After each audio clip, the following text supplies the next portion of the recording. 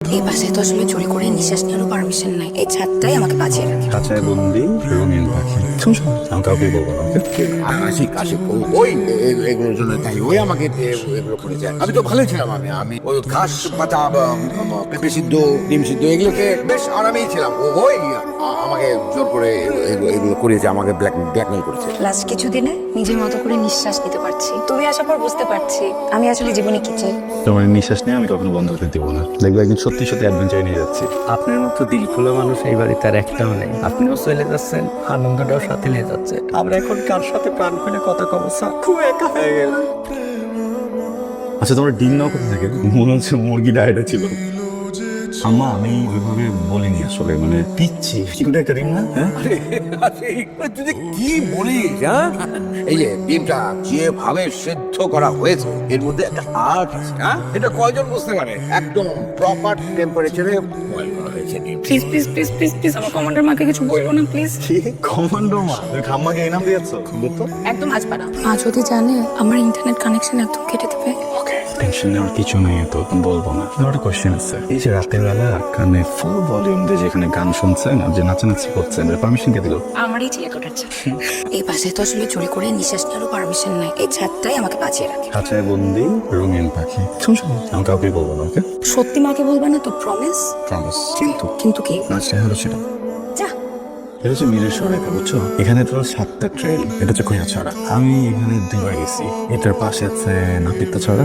মজার বিষয় হলো এখানে বেশ 4টা ঝর্ণা। ও 4টা ঝর্ণা? জোস না?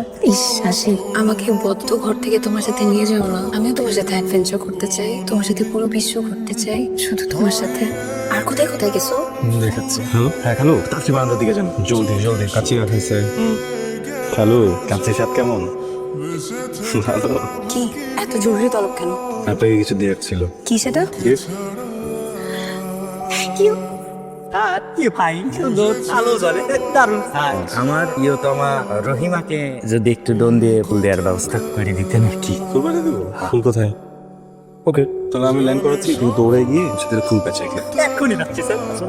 সব ওকে স্যার। স্যার মনে পাঠাচ্ছেন রহিমের রুম তো ওইটাই না, পাশেরটা ওই যাকে আমি কেবা করে বাটাবো, আমি খেতে চলে পারি না। দেখো অফিস। হ্যাঁ, দেখো তোমার প্রেমিকাকে আমি ফুল পাঠিয়ে দিলাম। বাবা হাবড় বলছি, তখন কি হবে? কি করছেন স্যার? চেষ্টা তো করে দেখতে পারি। অবশ্যই কি করা লাগবে খালি করে ফেলান। আরে কি হলো? আরে তুমি এভাবে কোথায় যাচ্ছ? আই তাসি নাই। এই সকালবেলা এভাবে আমি আর এই বাড়িতে এক মুহূর্ত থাকতে পারবো না। এই পুরো সারা বাড়িতে ভরা শুধু ভূত। কালকে সারা রাত আমি ঘুমাতে পারিনি, এত পরিমাণে ভূতের উপদ্রব হয়েছে। আমি আন্টি এখানে থাকতে পারবো না। আপনারা তার থেকে ঢাকায় আসেন, ঢাকায় এসে আমরা বাকি সব আলাপ করবো। আমি এখন যাই। প্রাপ্তি, তুমিও ঢাকায় এসো। তুমি ঢাকায় আসলে আমাকে জানাবে। ওই ঢাকায় বসে দুজন চা কফি খেতে খেতে, ওই চাইনিজ খেতে খেতে আমরা একটু আলাপ করবো। ওই আলাপের মাঝে আমরা আবার সবকিছু সেরে নেবো। তুমি ঢাকায় আসলে আমাকে জানিও, কেমন? আমি এখন যাই। প্রাপ্তি, এই হাসিটা ধরে রেখো, তোমাকে খুব মানায়। মার শাসনের বাইরেও যে একটা জীবন আছে, নিজের মতো বেঁচে থাকার অধিকার আছে, সেটা আমি ভুলে গিয়েছিলাম আশিক। লাস্ট কিছুদিনে নিজের মতো করে নিঃশ্বাস নিতে পারছি। তুমি আসার পর বুঝতে পারছি আমি আসলে জীবনে কি চাই। তোমার নিঃশ্বাস নিয়ে আমি কখনো বন্ধ হতে দেবো না। দেখবো একদিন সত্যি সত্যি অ্যাডভেঞ্চারে নিয়ে যাচ্ছি, এই 4 দেয়াল থেকে অনেক দূরে, খোলা আকাশের নিচে।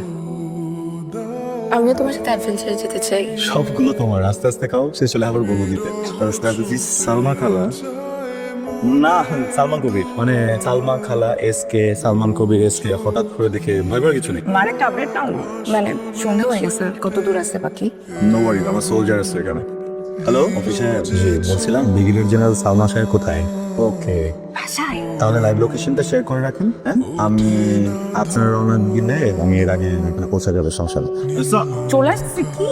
না, টেনশন নিও না, টেনশনগুলো আমার উপর দিয়ে দাও, তুমি খাও। টেনশন নিয়ে তোমার কাজ? ওকে, তোমার ফুচকা খাই। তুমি জানো আজকে আমার জীবনে সবচেয়ে সুন্দরতম দিন, best day of my life. আমি আমার জীবনে কখনো এত এনজয় করি নাই, কোনোদিনও না। জায়গাগুলো তো চিনে রাখলে, তাই না? যখন যখন খারাপ লাগবে চলে আসবে, আর তোমার লাইফের বেস্ট দিন বানিয়ে ফেলবে। জায়গাটা সুন্দর, কিন্তু জায়গাটা বড় ব্যাপার। ব্যাপারটা হলো সাথে কে আছে সে। পাশে একজন ভালো মানুষ থাকলে, প্রিয় মানুষ থাকলে ঘুরতে আরো বেশি ভালো লাগে, জায়গা তখন আরো সুন্দর লাগে। আমি ফুচকা।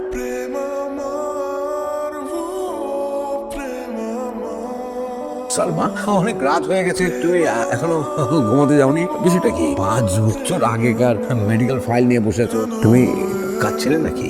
কে বললাম কাজ? আমাকে খেয়ে দিয়ে কোনো কাজ নেই, আমি কাঁদবো? তোমার সুগার টেস্টের রিপোর্টটা দেখছি, তুমি কি প্রেশার ওষুধটা খেয়েছো নাকি সেটাও আমাকে মনে করিয়ে দিতে হবে? হ্যাঁ খেয়েছি, এই তো এলাম। কোনো চিন্তা করতে হবে না, এই সমস্ত কোনো কাগজ ঘাটার কোনো দরকার নেই। আমি তো এখন আল্লাহর রহমতে একদম ফিট।